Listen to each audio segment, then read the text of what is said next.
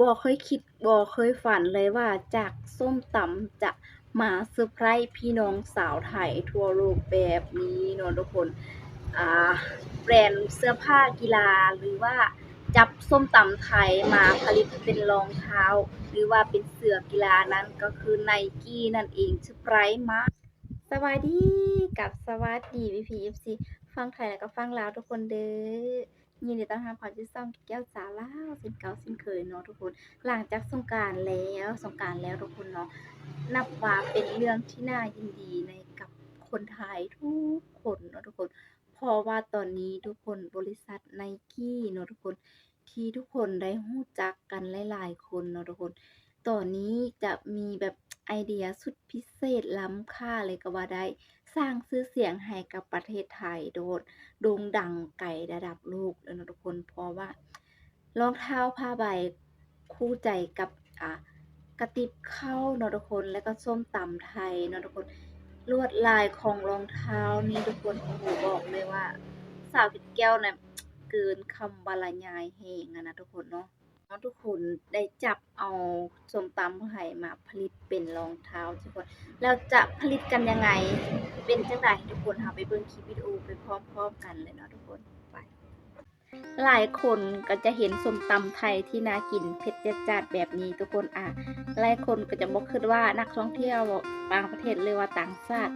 ที่มาท่องเที่ยวในไทยก็อาจจะลองตัวนี้ก็คืออาหารที่ว่าชื่อดังของเมืองไทย แล้วก็เป็นอาหารระดับโลกไปแล้วเนาะทุกคนเนาะการเปิดโตก็เป็นในการรองเท้า Nike ลายของกระติบข้าวเหนียวทุกคนที่ว่า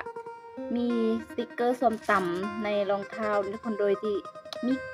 ทุกคนได้เห็นนี่คือ Nike ส้มตำนะทุกคนเห็นบ่ทุกคน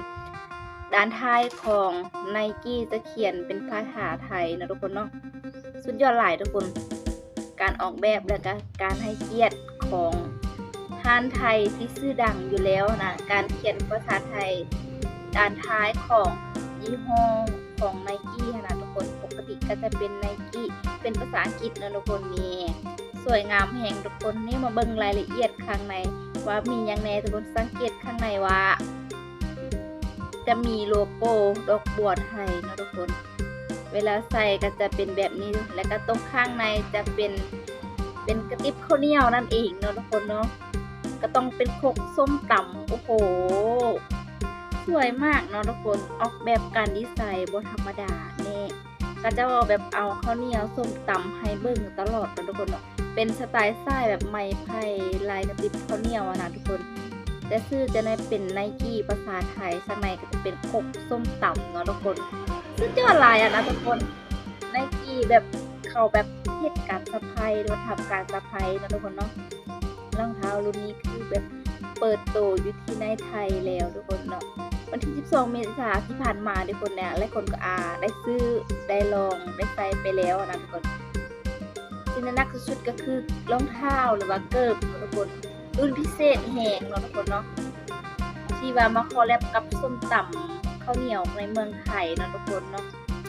ฝรั่งที่เขามาเที่ยวเมืองไทยก็จะลองตำส้มตำกินชิมดูเพราะว่าอาหารชื่อดังแน่เด็กๆที่ว่าเป็นสาวดังชาติทุกคนกินส้มตำไทยที่ทุกคนรู้จักหลายที่สุดทั่วโลกในตอนนี้นะทุกคนเนาะการรีวิวหลักๆก็จะเป็นสาวต่างชาติเป็นฝรั่งทั้งนั้นเลยนะทุกคนเนาะ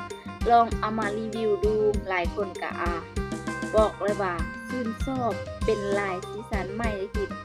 ดูแบบจัดจ้านดีนะแล้วก็มีเรื่องราวให้เล่านะทุกคนมีเรื่องราวให้พูดถึงนักรีวิวซื้อสอบสะสมต้องฮีบซื้อเก็บไว้นะทุกคนแล้วคือแบบราคาก็น่าจะแพงเติบเลยเนาะทุกคนเนาะราคาในไทยเปิดตู้นะทุกคนเนาะคือว่าหลักพันเลยทุกคนก็ถึงหมื่นเนาะทุกคนงามแหงเนาะทุกคนนะโอ้โหแต่ว่าสำหรับสเก็ตแก้วนี่ก็ราคาอาจจะสูงเลยนี่เนาะทุกคนเนาะมีโลโก้มีการเลกี้และก็มีเลโก้ลวดลายรถตุ๊กๆไทยนะทุกคนด้านหลังนะแล้วก็เป็นสีเขียวเป็นสีของพืชผักต่างๆที่ว่าได้ใส่เข้าไปในแล้วก็มีสีส้มสีสันนะตรงนี้ก็คือสิ่งที่พิเศษหลายนะทุกคนเนาะสำหรับพี่น้องสาวไทยนะที่ว่าได้ใส่กัน สาวเกตแก้วอาจจะเชื่อว่าแบบเพิ่นจะบ่ผลิตมาหลายนะทุกคนเนาะจะเปรียบเทียบให้ดูตลอดแบบลวดลายก็คือกระติบข้าวเหนียวสีสันของส้มตำเนาะทุกคนเนาะและก็ตำไทยนั่นเองนะทุกคนการเปิดตัวโอ้โหมาจับสลากน่าจะแม่นแจกรองเท้าบ่ทุกคนแล้วก็มีคนซื้อไปแดใส่แหละแน่ทุกคนงามแฮงเสือกรองเท้าจะเป็นเสือกสีแดงน่าจะหมายถึงพริกเนาะทุกคนเนาะเนื้อของรองเท้าหลายๆอย่างสีสันของส้มตำนั่นแหละนะทุกคนเนาะคนดังทั้งนั้นที่ว่าจะมารีวิวนะทุกคนแล้วก็เป็นชาวต่างประเทศชาวต่างชาติทุกคนหลายคนก็บอกว่าเป็นลายที่ว่าแปลกตาดีและก็ใส่เข้ากับทุกเทศกาลหรือว่าทุกโทนของเสื้อผ้าที่ว่าใส่นี่ทุกคนคอนเซปต์การถ่ายก็คือว่า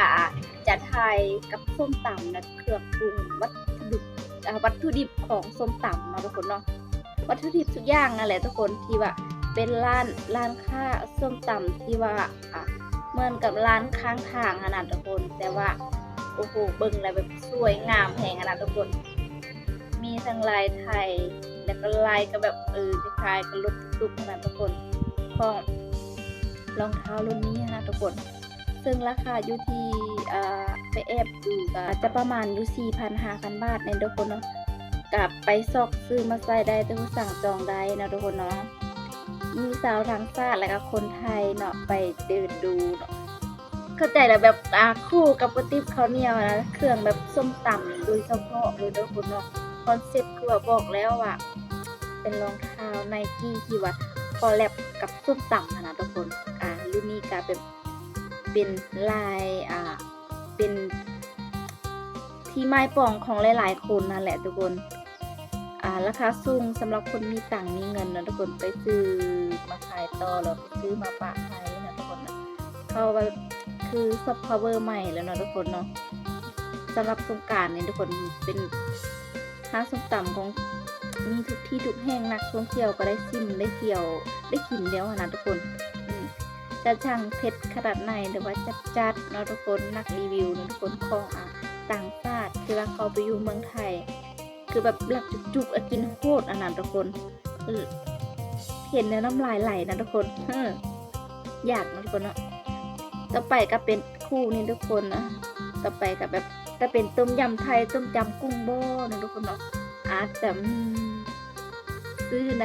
แบรนด์ระดับโลกก็ว่าได้นะทุกคนเนาะหลังจากรองเท้ารุ่นนี้เปิดตัวออกมาคือโด่งดังสาวต่างชาติก็ต้องแบบมาซิมส้มตำคนพิเศษกันนั้นก็คือมาตำเองนะสันทุกคนหมักรสชาติ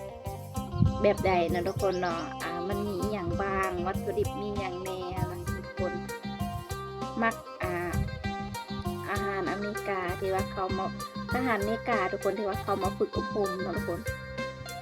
ตำเองกินเองจุกข้าวเหนียวกับคุยส้มตำจุกๆคำโตๆใหญ่ๆอยากกินเลยนะทุกคนเนาะว่าอยากซื้อเสื้อเป็นจังใดกันแน่เนาะทุกคนหลังจากว่าได้รับชมคลิปวิดีโอกันตีต้นจนจบเนาะทุกคนเนาะเป็นจังใดทุกคนเนาะคือแบบเป็นสิ่งที่น่าเหลือเชื่อเลยก็ว่าได้ทุกคนเพราะว่าแบรนด์ Nike ก็เป็นแบรนด์ที่โด่งดังในโลกเนาะทุกคนเพิ่นได้เอาจับส้มตำหรือว่าแอบเข้าน้อยๆทุกคนมาผลิตเป็นรองเท้าทุกคนเป็นลวดลายคล้ายๆกับกระติบข้าวขนาดทุกคนเนาะก็เลยแบบทางในก็มีกาฮูบโคกฮูบซากฮูบส้มตำแอบเข้าสินะทุกคนหลายๆคนก็อาจจะไปซื้อและบ่ทุกคนไปซื้อมาใส่มาลองมันเป็นเรื่องราวน่ายินดีของสาวไทยทั่วโลกเนาะทุกคนที่ว่าหลังจากแล้วสงกรานต์ก็มีเรื่องเซอร์ไพรส์เรื่องน่ายินดีอีกด้วยเนาะทุกคนเนาะเอาล่ะเนาะพี่ FC มีความคิดเห็นจังใดก็สามารถโอ้ลงกันใต้คอมเมนต์ได้เนาะทุกคนเนาะถ้าว่า FC คนใดอยากให้สาวเกดแก้วเฮ็ดคลิปแบบใดก็สามารถบอกใต้คอมเมนต์ได้เดี๋ยวสาวเกดแก้วจะไปซอกไปหามาให้นั่นเองทุกคนสำหรับคลิปนี้ขอบใจหลายๆเด้อ